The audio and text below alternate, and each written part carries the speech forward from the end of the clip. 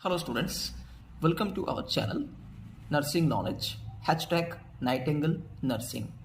तो आज हम पढ़ाई करेंगे अपने दूसरे topic characteristic of the caste system. Last class में हम लोगों ने डिस्कस किया था what all the theories that we have in the caste system. Today we will study about the characteristic of the caste system. So पहले हम लोग पढ़ाई करेंगे कि what is the definitions of the caste. Caste can be defined as hereditary endogamous group having common name, tradition, occupation, culture, folkways, relatively rigid and forming a homogeneous community. So अब हम इस definitions का जो meaning है वो हम समझेंगे कि caste क्या है। Caste is a hereditary endogamous group. मतलब कास्ट में क्या होता है, हम लोग एंडोगेमस एक ग्रुप फॉर्मेशंस होता है। मतलब within the caste the marriage should be there. जब हम मैरिज इस टॉपिक के बारे में इन डिटेल्स पढ़ाई करेंगे तभी हम एंडोगेमस, एक्सोगेमस या फिर और भी जो दूसरे टाइप्स ऑफ मैरिज होते हैं उसके बारे में हम इन डिटेल्स पढ़ाई करेंगे। तो हम क्या करते हैं कि एग्जाम्पल कोई अगर ब्राह्मण फैमिली से आता है, कोई अगर ब्राह्मण कास्ट से बिलोंग करता है तो उनका प्रेफरेबल क्या रहता है कि वो भी एक ब्राह्मण फैमिली में ही वो शादी करें। एंड ये उनके अपने जनरेशंस वाइज वो चलता ही जाता है। ओके एंड उनके अंदर में एक कॉमन ट्रेडिशन, ऑक्यूपेशन, कल्चर रहता है, राइट। तो ब्राह्मण जो होते हैं, एग्जाम्पल के हिसाब से मैं बोल रहा हूं, तो क्या करते हैं वो पूजा करते हैं, है ना। वो अपने कल्चर को फॉलो करते हैं। वो मैरिज में चाहते हैं कि अपने अपने कैटेगरी या फिर अपने ब्राह्मण दूसरे कोई ब्राह्मण फैमिली से उनका शादी हो। एंड उनका भी जो ऑक्यूपेशन होना चाहिए वो भी पूजा अर्चना, ये सब चीज़ होना चाहिए। लेकिन अभी के समय में थोड़ा बहुत चेंजेस आया भी है, लेकिन फिर भी we prefer endogamous marriage. And जो रिलेटिवली क्या है, रिजिड है। मतलब जो कास्ट है उनको चेंज करना इम्पॉसिबल है। ओके अनटिल कोई अपने इच्छा से अपने दूसरे मैरिज के थ्रू या फिर दूसरे अपने धार्मिक रूप से अगर किसी का कास्ट चेंज करना मतलब करते हैं तो वो डिफरेंट होता है, लेकिन कास्ट को चेंज करना इम्पॉसिबल है।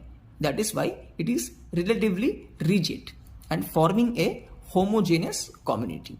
मतलब एक कम्युनिटी क्रिएट करता है, एक ग्रुप ऑफ पीपल क्रिएट करता है जिनका कल्चर, जिनका लैंग्वेज, जिनका फोक वेज, जिनका लिविंग, जिनका शेयरिंग नॉर्म्स, मतलब रूल्स एंड रेगुलेशंस सब कॉमन हो।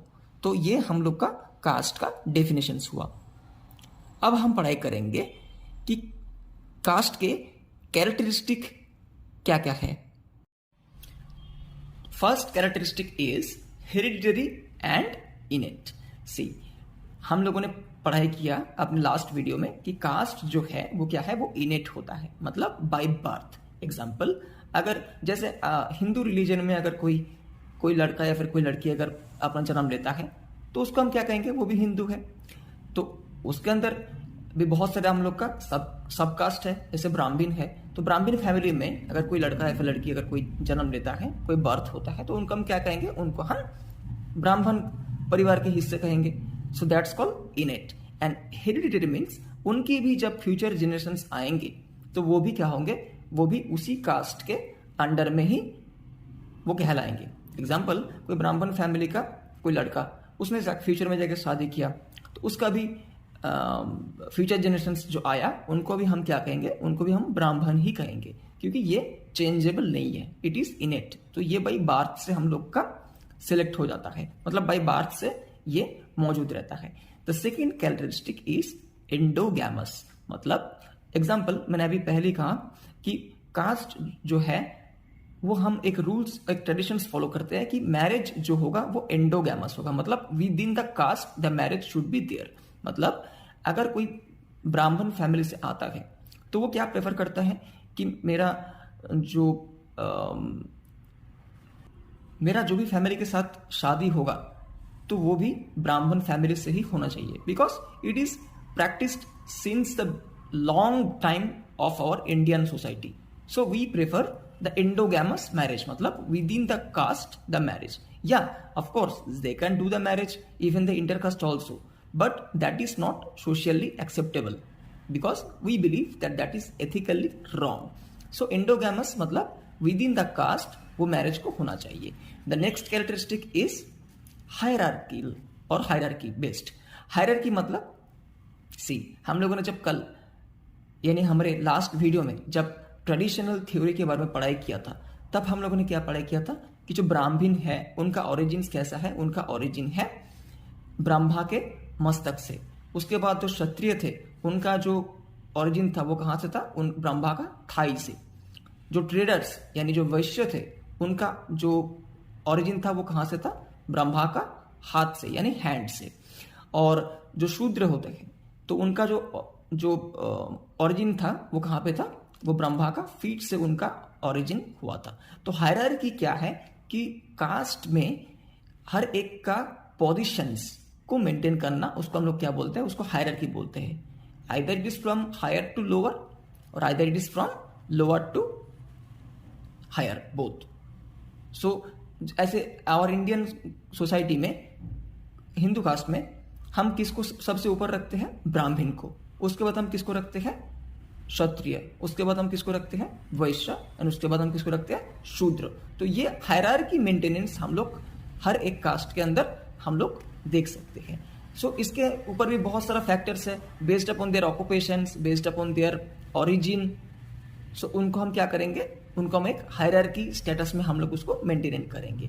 एंड वो हायरार्की एक जनरेशन में खत्म नहीं होता है, वो कंटिन्यू होता है अपने अगले जनरेशन पे भी. इसीलिए हम लोगों ने क्या कहा कि कास्ट जो है वो हेरिडिटरी है एंड वो इनेट है. वो हेरिडिटरी है एंड वो इनेट है, जिसको हम चेंज नहीं कर सकते क्योंकि ये बाय बर्थ है, उसको हम लोग चेंज नहीं कर सकते. सो नेक्स्ट हम लोग का जो पॉइंट्स है वो है इंडिविजुअल ऑक्यूपेशन. यस, हम लोगों ने लास्ट वीडियो में भी पढ़ाई किया था कि ऑक्यूपेशनल थ्योरी में कि हर एक कास्ट का डिफरेंट ऑक्यूपेशंस होगा. जैसे लोहार का काम क्या होगा, वो अपने फ्यूचर जनरेशंस में क्या होगा, लोहार का ही काम करेंगे. जो ब्राह्मण है वो क्या करेंगे, वो भगवान का पूजा आरती ये सब करेंगे. जो क्षत्रिय है तो राजा का जो फैमिली जो मेंबर होगा वो क्या होगा, वो भी नेक्स्ट राजा होगा. जो कृषक फैमिली से होगा तो वो भी क्या करेगा, वो अपने ऑक्यूपेशंस में कृषक मतलब कृषि यानी फार्मिंग करेगा. तो ये इंडिविजुअल ऑक्यूपेशंस उनका फ्यूचर जनरेशंस में भी चलता जाएगा. तो नेक्स्ट हम लोग का जो कैरेक्टरिस्टिक है वो है रेस्ट्रिक्शंस ऑफ फूड. यस, सो अभी भी हम ये रेस्ट्रिक्शंस को हम लोग फॉलो कर पाते हैं. जैसे ब्राह्मण्स जो है, जो शुद्ध ब्राह्मण्स है, वो क्या करते हैं, वो बीफ या फिर पॉर्क ये सब बिल्कुल टच भी नहीं करते. राइट. सो वो क्या प्रेफर करते हैं, वो मोस्टली प्रेफर करते हैं वेजिटेबल्स या फिर एनी मिल्की प्रोडक्ट वो प्रेफर करते हैं. The next point is taboo. Taboo क्या है, टैबू है is a prohibited activity which is made by the society. मैं इसका एक बहुत सिंपल एग्जाम्पल मैं आपको देने वाला हूं कि टैबू क्या है. एक ऐसा एक्टिविटी, एक नहीं बहुत सारे ऐसे एक्टिविटीज है जो सोशली अनएक्सेप्टेबल है, जिसको हम लोग एक्सेप्ट नहीं कर सकते. Example homosexuality. मतलब एग्जाम्पल मैं दूं, कोई लड़का अगर कोई लड़का से शादी करना चाहता है तो सोसाइटी में हम उसको एक्सेप्ट नहीं करते, लेकिन लीगली या फिर साइंटिफिकली हम ये जानते हैं कि no, it is there biological changes. मतलब उनके फिजिकल जो हार्मोनल चेंजेस है, फिर जो बायोलॉजिकल चेंजेस हैं, उनके वजह से क्या होता है, they are feel attract towards the same gender. तो उनके अंदर तो एक इच्छा पैदा होता है अपने सेम जेंडर के ऊपर एक आकर्षण फीलिंग होना. सो वो होमोसेक्सुअलिटी होता है. तो ये सोशली हम लोग का एक्सेप्टेबल नहीं है, but it is acceptable legally and scientifically. And the last characteristic is purity and pollutions. Purity क्या है कि कास्ट में जो अपर कास्ट रहेंगे वो खुद को ज्यादा प्योर मानते हैं. जैसे सबसे प्योरेस्ट होगा ब्राह्मण, क्योंकि दे डू द पूजा, वो पूजा करते हैं, वो भगवान को प्रसाद चढ़ाते हैं. So they are most closest to God and उनका जो काम है वो सबसे हाईएस्ट रैंकिंग में हम लोग मानते हैं. तो दे आर द प्योरेस्ट.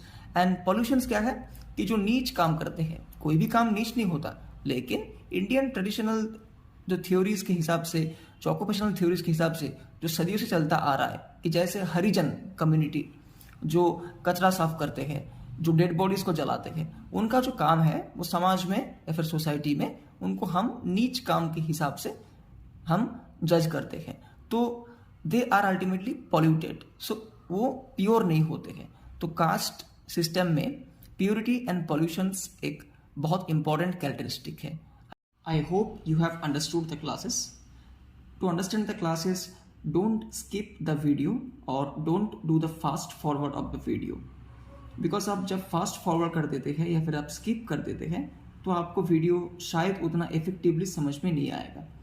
इसीलिए हम लोग क्लास कराते हैं ताकि आपको जो टॉपिक्स है उसके बारे में हम डिटेल्स इन्फॉर्मेशंस दे सकें, ताकि आपको प्रॉपरली समझ में आए। So thank you all, will see you in the next video.